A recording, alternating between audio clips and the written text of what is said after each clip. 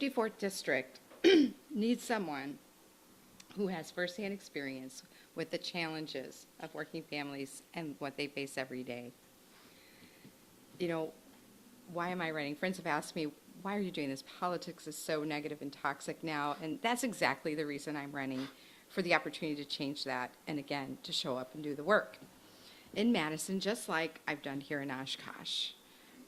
Because I'm tired of our legislators not showing up and doing that work. I'm running to give hope for people, single parents working 2 or 3 jobs, dreaming of security, a living wage, and a home, running for the elderly on fixed incomes, wondering if they're going to be able to age in place with dignity, caregiver support, running to give hope to first-generation college students with a difficult home life, maybe coming out of poverty.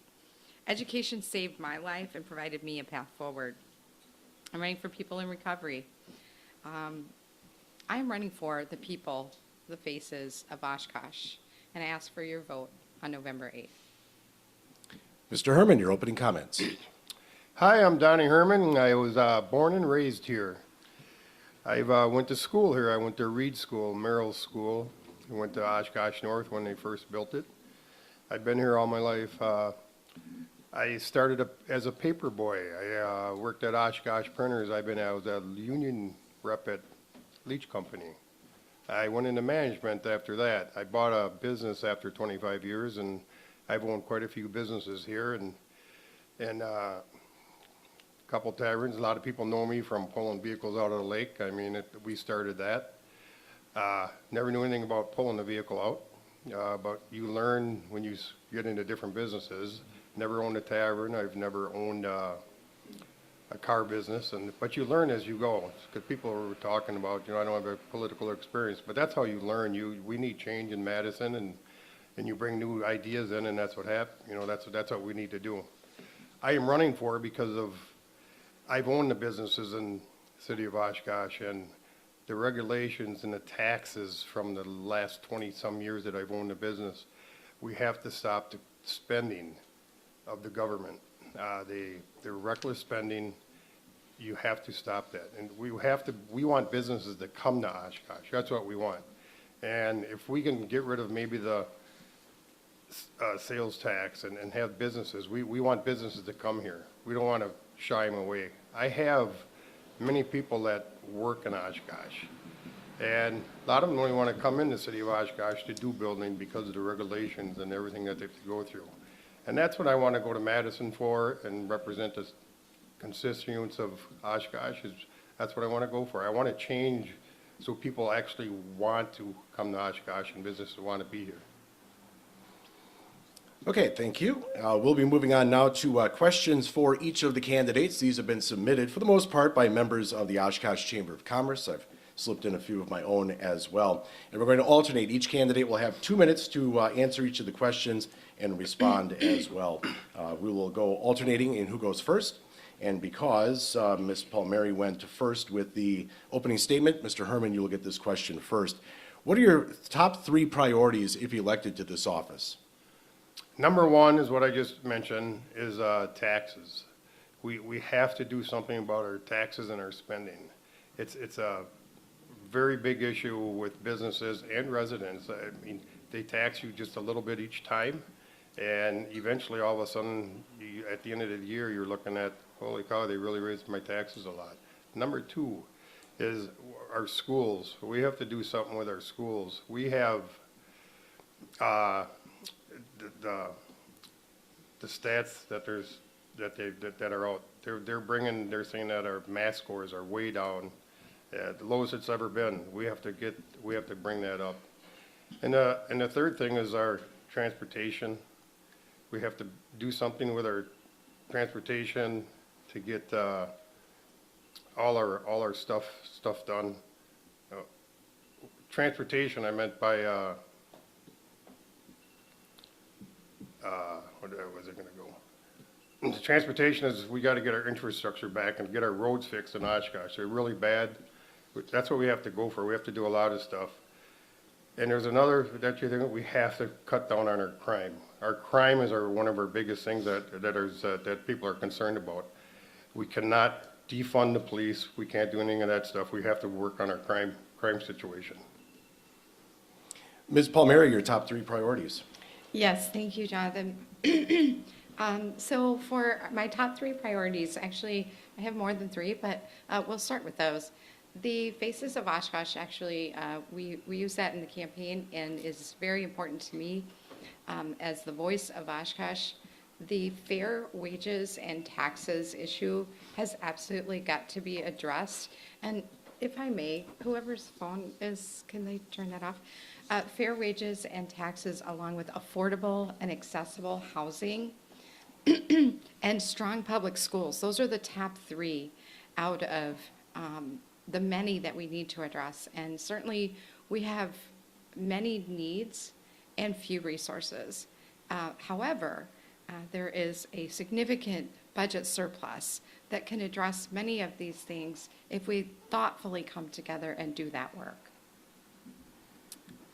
Coincidentally, my next question is about the State Department of Revenue projecting a $5 billion surplus at the end of this budget cycle. What should the state do with that money? And Ms. Palmeri, you go first.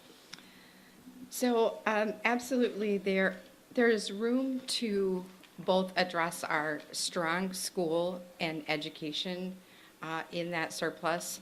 There is room to address crime, and you can't do one without the other. The education has to be strong. Our schools have to be strong in order to address crime on the preventative side, for giving alternatives to folks and preparing them for the workplace. And so I believe that we can address our public safety needs, our education needs, and give folks a break at the pump, so to speak, as well. There is a significant amount of money, but we have to, again, we have to get folks to come together and work on these issues together. You can't work on them if you're not coming together. Mr. Herman, on the surplus? We can do a lot with that, and the surplus is, just so everybody knows, the surplus is there because of the state assembly. It's not because of the governor, it's because of the state assembly passed all these bills to do this. We could use that money, well, first of all, we could actually maybe give it back to the taxpayers, it's their money. Otherwise, we can use it for education. We need good education, we need good teachers. There's a lot of uses that we can use that for, and I think the top ones, if you want to have good education here, so I would use a lot of the monies for that, for education. And that would be the number 1 place. And the other one we could use for the police protection. I mean, we can hire more officers with that money, but the number 1 thing, we can have it, we have a rainy day fund in Wisconsin, but this money is actually the taxpayers' money, so I think we should maybe have to return it to the taxpayers. Again, our questions have been submitted by members of the Oshkosh Chamber of Commerce. What is the one piece of legislation that you will introduce to improve the business climate in Wisconsin? And Mr. Herman, you go first. We have a lot of problems in business. Like I said, I've owned many businesses, and we have to get done with the restrictions. There's a lot of restrictions and everything in the business world. I can tell you many when you want to do something in the business, any business that are here, you have to go through so much red tape to try to change. If you want to put a fence up or if you want to do something, it's ridiculous what we have to go through. Actually, and it happened to me. I went from put a parking lot in one of my businesses. It went from a $40,000 cost to, once I got done with all the red tape and all the stuff I had to go through for retention ponds and all that stuff and everything, which is probably a good thing, it was another $25,000. So we have to be business friendly. We have to cut these red tapes. And you can still do this be environmental friendly. You can do all that stuff, but we have to cut down on all the regulations that they put in for a business type of atmosphere. That's what we have to do. Ms. Palmeri, legislation on improving the business climate. So first off, we have to be working at the state level to complement the federal bills that would help us build a high-road, clean energy economy. We have to work on transitioning to clean energy Clean energy would create over 34,000 jobs in Wisconsin. And as of note right now, Wisconsin's workforce is expected to shrink by 130,000 people through 2030. And when Mr. Herman talks about some of the regulations and things like that, it's interesting because, the state legislature has preempted local control. And, we have this thing called home rule.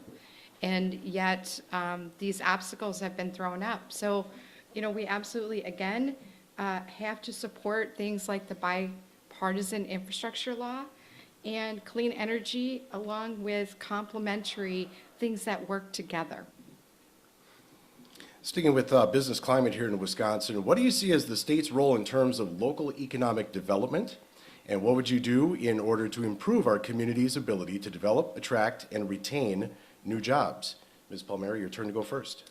Yes, I come back to when I spoke to the chamber back in 2019, they asked me to come and speak about what my first priority would be as mayor, and that first priority continues to be a priority today, and that is providing accessible, affordable workforce housing. We absolutely, folks have to have a roof over their head if they're going to work in our companies, in our restaurants, in our schools, and that has been a challenge for many communities, and we are no different, but certainly our housing stock and making that affordable and having a diversity of housing stock. So there are some things that we could be doing to make that hospitable here in Oshkosh in the 54th. Mr. Herman, your thoughts on the state's role in local economic development and then attracting more jobs? Like I said, we have to reduce our taxes and businesses. We have to put our monies into developing the children on the workforce. There's, right now we pay a lot of people to be off from work, and we have to bring that back to where people want to work, and they want to come to Oshkosh to work. We have a lot to do there. There's most of the business in Oshkosh, they pay way more than minimum wage. They have to now because the workforce is down. And in my business, I'm actually, a lot of owners are working now because of the fact that we can't find a workforce. We have to make it friendly. There's a kids foundation, like now we're going to be helping families get here. That's right on Packer Ave that we're building so we can help people out and get people that want to get off their feet and start in the workforce. We have there's a lot to do there to bring people here, but it's mainly we have to be business friendly. So businesses want to come here. If we can get businesses to come here, the people will come here. It's they'll come right behind them just because we have good businesses here. Let's talk about taxes. Do you support levy limits, continuing those here in the state? And if not, what changes do you propose to that law? And Mr. Herman, you go first. Well, I'm all for getting rid of the state income tax. It'd make business take a look and relocate in Wisconsin. There's other ways of, right now we have estimated $5 billion in surplus. It's pretty much because of the Republican Assembly, not from the governor. That means that we're charging way too much for taxes. It tells you that right there. And you can come up with all kinds of taxes. We have to learn, like I said, we have to learn the spending. In the city council, they've proposed a wheel tax. And they propose I've already heard of a snow tax. We have to get rid of all these proposals and taxes and let people be people. If we can get the people to come here to work, and the taxes would go down, and we have more tax revenue coming in if we have more people in the city of Oshkosh working and families that would come here. We have to do something for the taxes, because if you own a business, you're amazed, you wouldn't be amazed on how much the property tax you have to pay. You have to pay, like in my business, I have chairs, I have gambling machines and everything. Every year you pay a tax on that. It's called a personal property tax. We have to solve that and let people be people and the business community, let them run their businesses. Ms. Palmeri, levy limits. I'm sorry, repeat the full question. Do you support continuing levy limits? And if not, what changes do you propose? Well, certainly we have a lot of issues with regard to finance, right? At the municipal level, the county level, at the state level.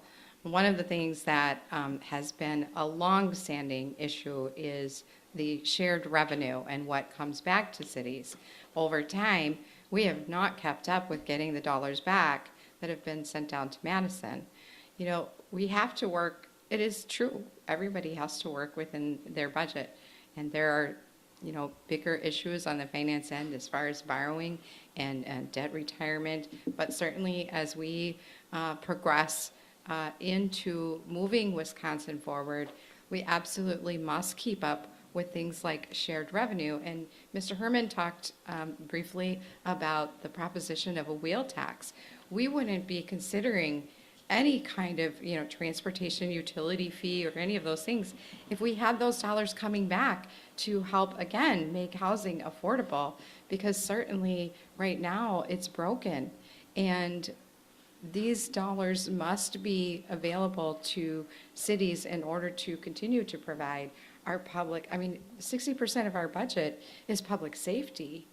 And, you know, the average person here in Oshkosh spends about $150 a month on city services. And that's a pretty good deal considering how much maybe your internet bill is. But for the most part, we're constantly challenged with continuing to provide those basic services. And I would say we have to point to shared revenue as one of those reasons. Shared revenue was one of the topics I was going to get to a little bit later on, but let's move that up right now and give you some specifics on what you think should be or how the state should be increasing shared revenue if you'd want it tied to consumer price index, inflation rate, whichever you prefer. So, Mary, why don't you go first? Yeah, so, you know, certainly I want to say over the last 20 years, you know, it's I think we're down to like 30% of the dollar comes back, and that's not adequate. And especially when we're sitting there with a $7 billion surplus, that certainly could address so many of these things from public safety and education, both. It's not an either or proposition. So we've got to see that coming back to the municipalities, to the local government entities, so that they can make the best decisions for their residents and their businesses. Mr. Herman, your thoughts on shared revenue? Yeah, we have to get that money back into the communities from the state and the federal government. With the surplus and everything, it can come back, and we can do that with the assembly. I don't know a total lot about the shared revenue because I haven't been in politics much, but I know we have to get the money back. We don't get enough back what we put in, so that's all I can say about that. Wisconsin has the 18th highest tax burden in the country, and our top income tax rate is among the 10th highest in the state, or excuse me, the United States. Would you vote to support tax reform that flattens income tax structure and significantly reduce the income tax rate? And Mr. Herman, you're first. Well, since we've been talking, pretty much every one of my comments been about taxes. We have to have tax reform, and I do believe we can get rid of the state income tax. Because if you get rid of state income tax, business would come in, you'd get more tax revenue from the employees, businesses, and everything that would come in that comes with that. The more people you have, the more tax you can get. You can tell with the $5 billion surplus, we are taxing way too much. We have to control our spending. That's the main issue that we have here. We spend way more money than what we bring in. You could never do that in a business, especially in the federal level. We have to control our spending. We have to watch what we're spending. You can see that in the city of Oshkosh. There's a lot of things that we spend on. You ever notice driving around in Oshkosh, all their vehicles and everything that we build in Oshkosh for the government is always #1 top-notch stuff. We have to control that, And maybe we don't need the whole marble floors and everything in one of our facilities and that stuff. We have to control that, and that's how we can get by, save some money that way. Ms. Palmeri on state income tax. You know, how to reform tax, I guess everybody's got a different spin on that. Flattening the tax rate, I would have to say that there are some adjustments, absolutely, that could be made, but it depends on how you define reform. And, you know, Mr. Herman's talking about controlling spending, and that, you know, we don't need to necessarily have all the top-notch vehicles and that taking care of our city services. But I'm sure Mr. Herman, you know, based on his line of business, would agree that you need to have quality tools in which to perform your jobs. So, you know, I think that the spending part of it isn't really addressing whether or not, you know, we are putting together a good package as regards to taxes. But again, we do have a surplus that could address some needs, and certainly there needs to be more local control. I mean, there was a block to the ability to add a 0.5% sales tax at the local level, and you know that can help during, you know, tourism to offset some of our local regular families' expenses. Certainly, we want to be kind to tourists and hospitable, but it is it is something that we should be very thoughtful and come together to work on bipartisan ways of addressing this. But you must come together. You cannot be absent from that discussion. Again, these questions have been submitted by members of the Oshkosh Chamber of Commerce today.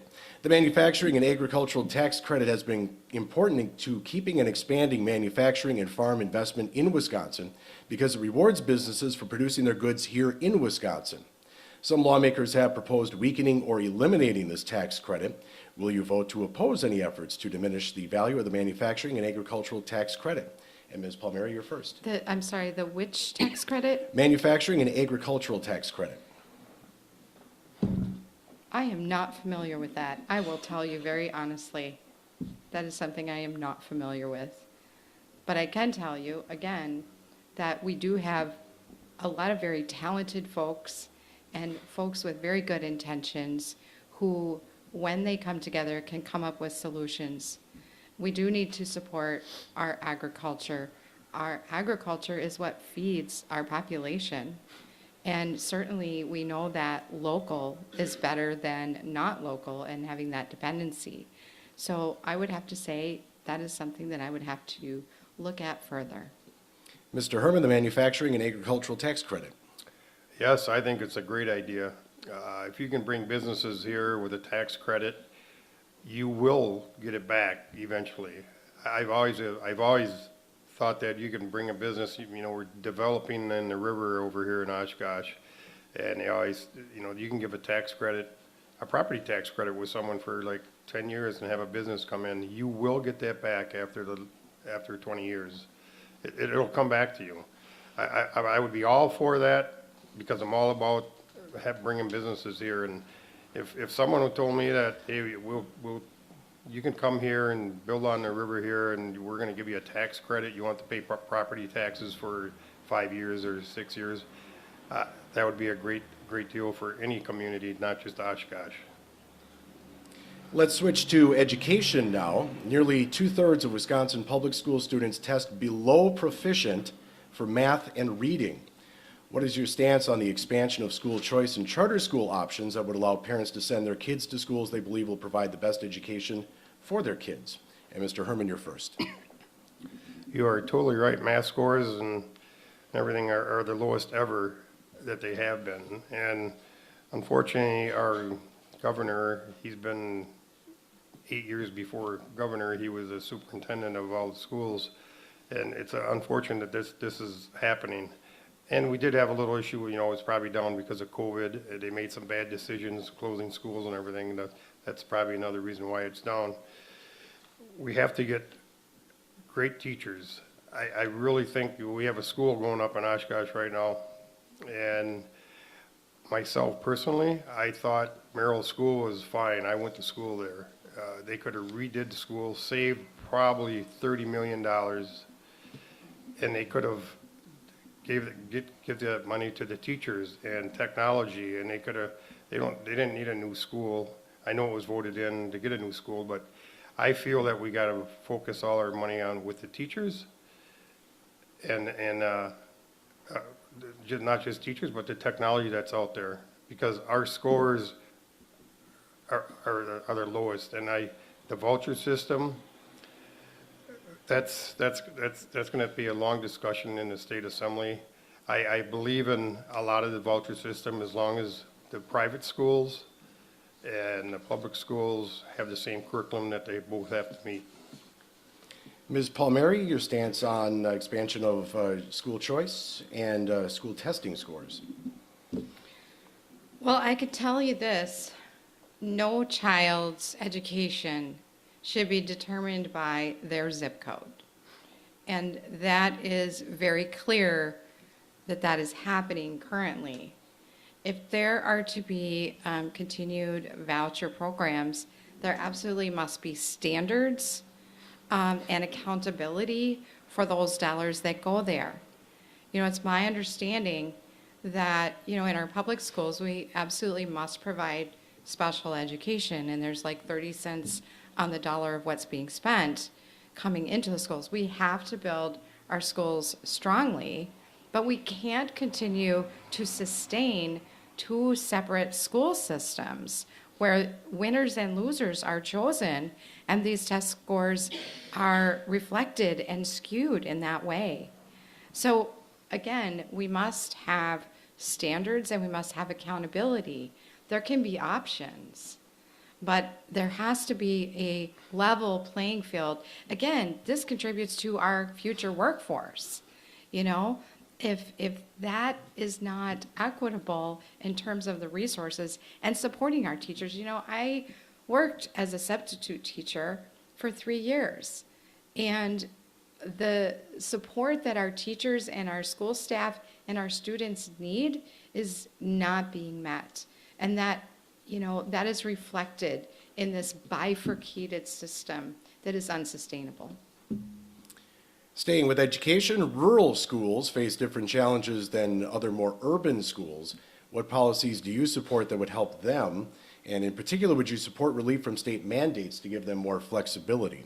And Ms. Palmeri, you're first.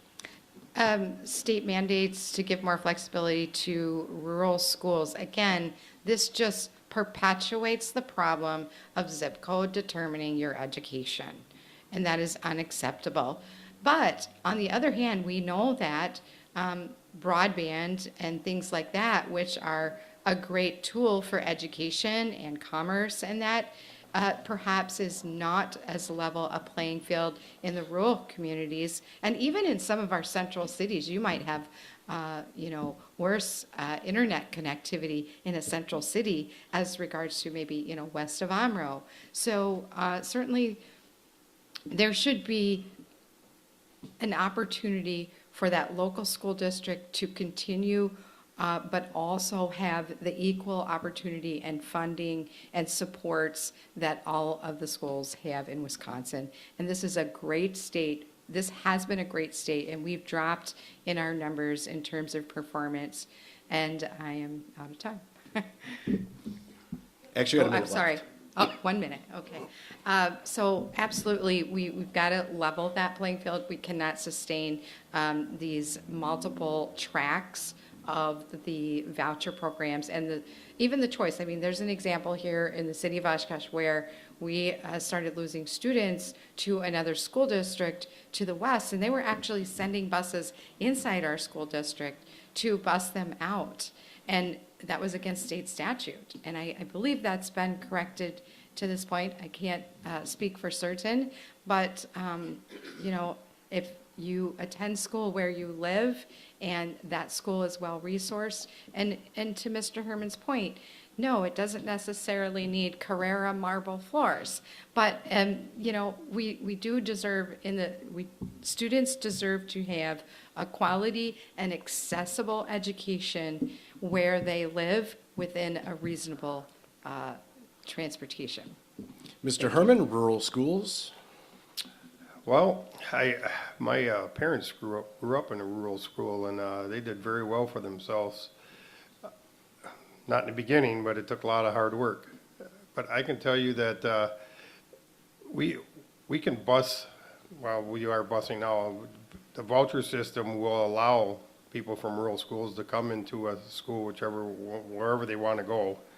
And I think that would be a great thing. But rural schools, they do not have the internet accessibility, and that's pretty hard. You'd have to really actually get a hold of like an NTD and get the internet out there. That they probably don't have the curriculum that normal public school or private school does. But there's a lot of people that are moving out to the rural community because they like the small schools. There's a lot of people that move out to the rural communities to homeschool their own kids. And it's to me, sometimes it could be a better education. We don't know that. There's not really stats on a rural school that person doesn't have, is kept up with the public schools or the private schools. There's no stats on that that's saying that the rural schools are bad. Sometimes smaller is better. The teachers are more close to their students and everything. So I think it's not as big a problem as what people are thinking, because I've known some people that went to smaller schools and they actually love going to a smaller school. Our friends at UWO would like you to have some answers to questions about their funding as well. So what can the state do, if anything, to help ensure that the UW system has high-quality faculty and that efforts are made to close the compensation gap with other states? And Mr. Herman, you're first. With the UW system, I did sit down with the chancellor and we had a little discussion. I'm not totally familiar with the UW system. I know I've knocked on many doors there, and there's a lot of students. It's mainly nursing and business and education. When I did talk to him about, I did have a concern because my nephew actually goes to school in Oshkosh, and I had a little problem with some of the professors or teachers, whatever you call them. My nephew actually knows their political affiliation. I think that's wrong when their students know the political affiliation of their teachers. And that's pretty much what I can say. UW system, the money voucher, the money that comes from the UW system, until I get into the state assembly, I really won't know much about that until I get into the state assembly. Ms. Palmeri, UW funding. So along with our K-12 and our trade schools, UW system needs to be fully funded. We must prepare people. This is the 21st century. We need folks who are trained in technology. We need nurses. We need teachers. We need folks who are creative, engineers, and we need painters, and we need everybody pitching in.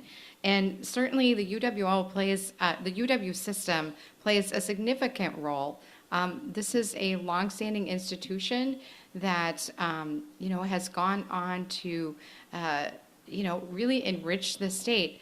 What we must do, though, is we must address funding for not just the professors in there, but for affordability and access. Again, your zip code shouldn't dictate your access to education, but certainly we need to address enrollment and tuition matters. There are,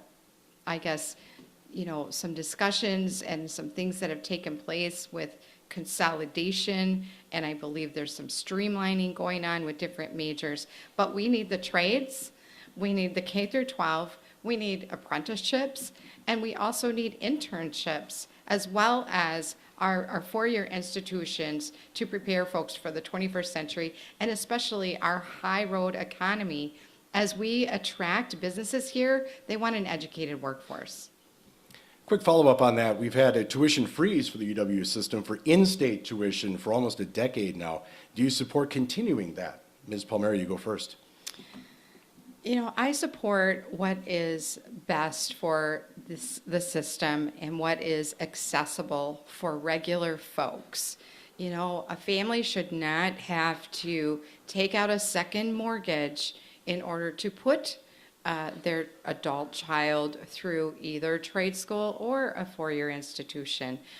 Certainly, students are working harder and they are taking on jobs, and certainly in addition to the post-pandemic kind of transition, if you will, in our semi-virtual, semi-in-person arrangements. But it needs to be accessible to the average family. And low-income folks, they need to have that step up to kind of balance the scales. Utility fees. And I'm sorry, what was the second part of that question? Would I vote to Would you- make it illegal? Was Yes. that the question? Yep. Absolutely not. Unless we can get the roads fixed here locally, again, through funding that is reasonable, we absolutely have been forced to consider alternatives. And those alternatives of transportation utility fees have gone through 3 iterations here in the city of Oshkosh. And the most recent one is a very equitable proposal, which would be a monthly fee based on trip generation. And this is not an unreasonable way of covering some of those additional road construction and utility projects, because it allows households, and again, this goes back to accessible and affordable housing. You cannot sustain both if you don't get everybody paying their fair share. And the way that it's structured and has been for so long, it is a huge burden to folks who are, whose homes are, less than $150,000 in value. That hit, that one-time hit of paying a third of that construction cost can make or break whether or not that senior stays in their home or whether or not a family can afford to take care of their basic needs. Water bills, and we've got inflation going on. This is a reasonable, fair way of addressing this, and I would absolutely not vote to make that illegal unless there are other alternatives for funding fixing our damn roads. It's been hinted at here, gas taxes and registration fees are not supplying enough revenue to address the state's current and future transportation needs. So how then specifically does the state address the shortfall occurring in the transportation budget? And Ms. Palmeri, you're first. Send back the surplus. Let the local governments do what they need to do. Let's fund education. Let's fund the transportation. And speaking of transportation, part of access to our jobs, part of access to our schools, part of access to address spatial mismatch of historical disparity between where the jobs are and where the affordable homes are, requires roads. It requires sidewalks. It requires the ability to move throughout. We absolutely have to fund that, and we have to look at creative ways, and we have to come together to discuss what those new ways of doing things are, because what we've been doing isn't working. We have extreme weather events that stress our roads. I mean, Wisconsin is extreme, and that's what's so wonderful about this state in terms of our weather, our resources, but the increasing intensity and frequency of the extreme temperatures is stressing our roads even further and more frequently. And right now, this week, there is a cement shortage. We can't even fill some of our sidewalk holes Well, I should say I mean, the fiber folks who are laying new fiber in the city, they're running out of concrete and limited, whether or not that's the shortage of the material or the labor to deliver it. But we have to be able to get our resources to folks and folks to be able to get to the resources they need. Mr. Herman on transportation funding for the state. That is a very big issue. They have raised registration fees and a lot, and it's not covering what we need to fix all our roads. It's amazing that we have a competition wage when, you know, the roads, we have to look into that. We can probably cut down a lot of costs just in the labor fees on construction of our roads. We can do a lot of that. We can look into that. Same as a surplus. That should go probably towards our roads. I'd rather give it back to the people, but that's another thing that surplus could go for. Wisconsin roads they are really bad. I mean, you drive around the state or the city and everything. I agree that we need to get the roads fixed.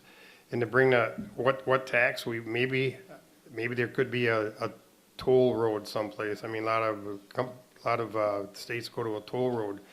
Let the people the tourists that all come here that use the roads and everything, you know, they should be paying also, not just Wisconsin. Wisconsin is a very tourist state, and we have to get some funds from the tourists that come here that use our roads and to get to where they're going. So we have to do something with the roads. With the shortage right now, there's a lot of people think there's a shortage of concrete. There's really not a shortage of concrete. There's a shortage of workers to deliver the concrete. And that's a big thing right now with all the construction companies, even fixing the road. You'll see a lot of construction right now. It takes a long time. It's mainly because they don't have the drivers to put the concrete there. That's a lot of the cause what's going on right now. So let's stick with workforce then. Studies have shown that we will have a continuing shortage of workers in the future, and demographics of the state population indicate that more people will be leaving the workforce than entering it in the near future. How do you see our younger generations viewing working and living in Wisconsin today? And what can be done to keep our best and brightest here for the state's workforce? And Mr. Herman, you're first. Well, we have to try to keep the kids here. You got to remember, when we grew up at my age, we had, you know, all your friends had 4, 5, or 6 kids. All families had 4 or 5 kids. Now most of the families have, I think it's like 1.6 or maybe 2 kids per. So you're going to lose your workforce right there. And how to bring that back? You're not going to. We don't have as many kids to work from. To keep them here, you have to have high wages, good businesses that come here, and so you can have high wages to keep the workforce here. Wisconsin is taxed. The business is taxed. Is one of the top in the country. We have to get the businesses here, and the workforce will stay here if we have the education and pay and high wages. The workforce will stay here if we can keep the wages up. I believe that so heartily, but there again, people aren't having as many children as we used to, and so the workforce, it's going to be a long-term problem, and there's got to be somehow the issue, and we cannot pay people to stay home. What's happened to a lot of people are getting paid to stay home on. We have to get with the welfare and welfare reform and something like that. People can work. There's always something to do, no matter how disabled, how you are. There's always something that you could do to a business, even if all you can do is work with your fingers or everything. There's always a job to do somewhere in the state and somewhere in someone's work. There's always nobody should be, with the workforce right now and the jobs that are available, nobody should be unemployment right now. Ms. Palmeri on retaining and building the state workforce. You know, I find it interesting that Mr. Herman references that. You know, in a recent interview, there was discussion about how he can't have his workers work more than 25 hours a week because they will make too much money and be removed from Badger Care. And that's interesting because they absolutely need health care. So that wage must not be strong enough. But in order to keep our young people here, first of all, again, I go back to we have to have strong schools where they get their basis of their education and training linked to our jobs and our future clean energy jobs. Decent wages. We've been talking about a minimum wage of $15 an hour for so many years now. It costs $17 to $20 an hour minimum to live in the 54th. And, our young people are extremely concerned about our environment. They want to know that they are going to have clean rivers, lakes, and land for their future and to recreate and to raise their families. And half of our best and brightest young people are women. So let's think about what kind of climate those young women are facing with some of our archaic laws on the books currently. And I think that we can probably go into that topic at another time, but certainly they need to have reproductive freedom, and they need to be able to know, well, if I go ahead and plan my family, am I going to have childcare? Am I going to be able to afford to raise the child? Clean environment, fair wages, fair taxes.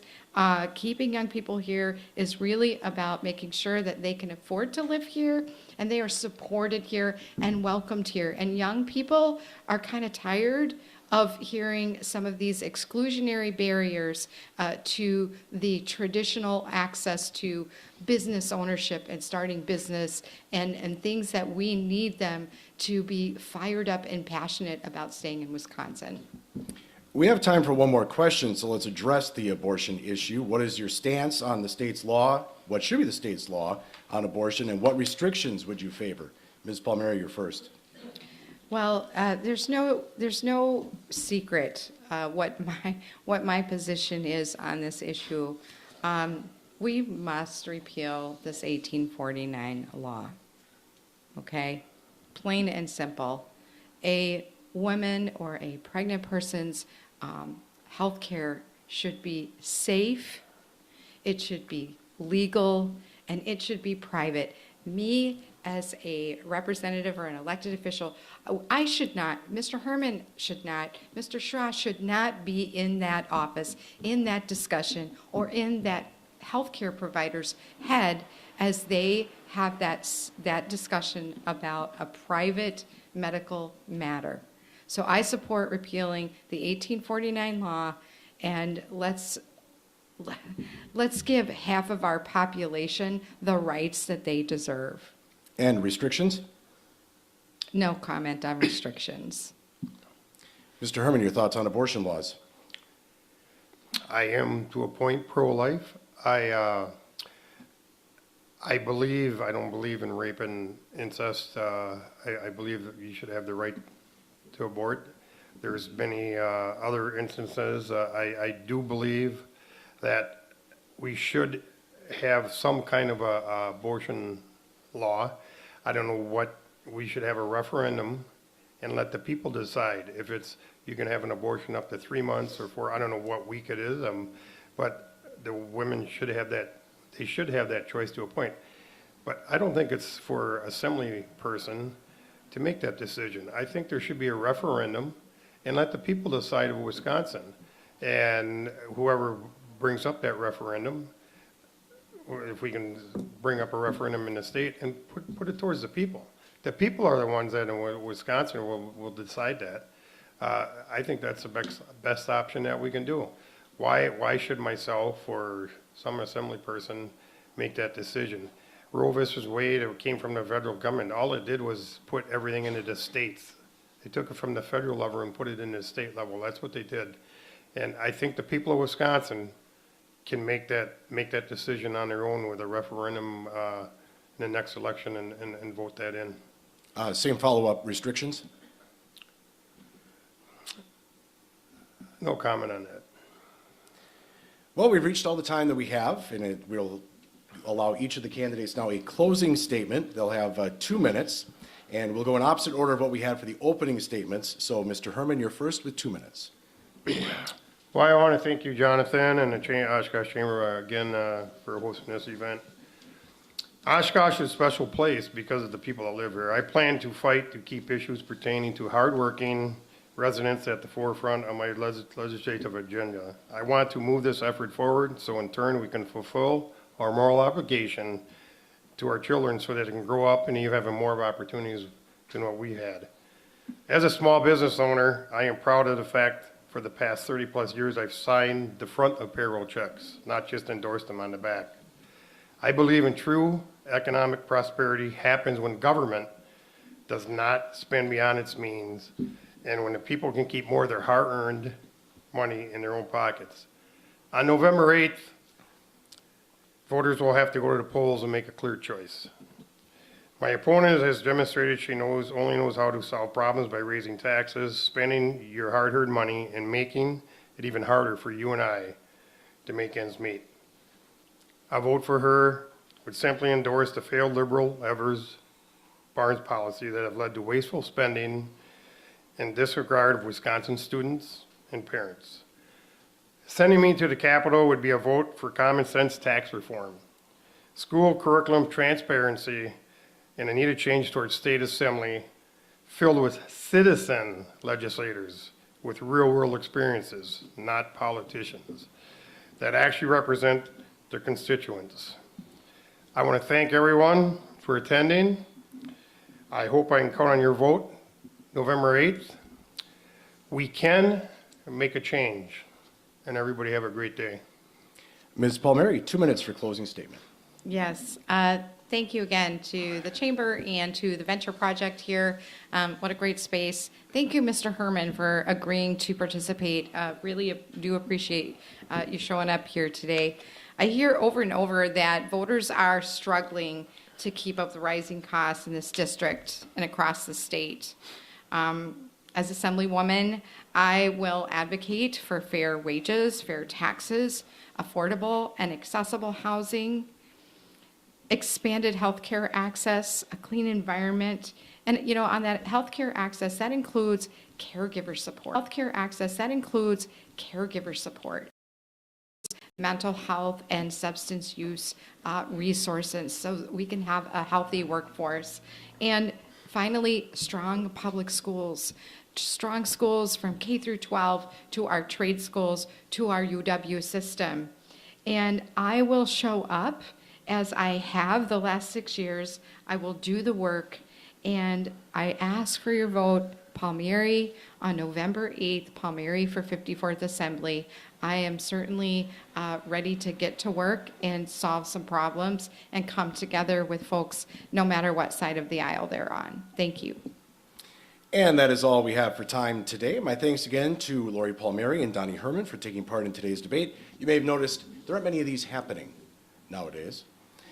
Also like to thank the Oshkosh Chamber of Commerce for sponsoring today's event and to the Venture Project for serving as our host. Don't forget, this debate will be replayed on WHBY 106.3 FM here in Oshkosh at 6 o'clock tonight and can be accessed on our website, WHBY.com, and on the Oshkosh Chamber of Commerce website as well. I'm Jonathan Kraus, and please vote.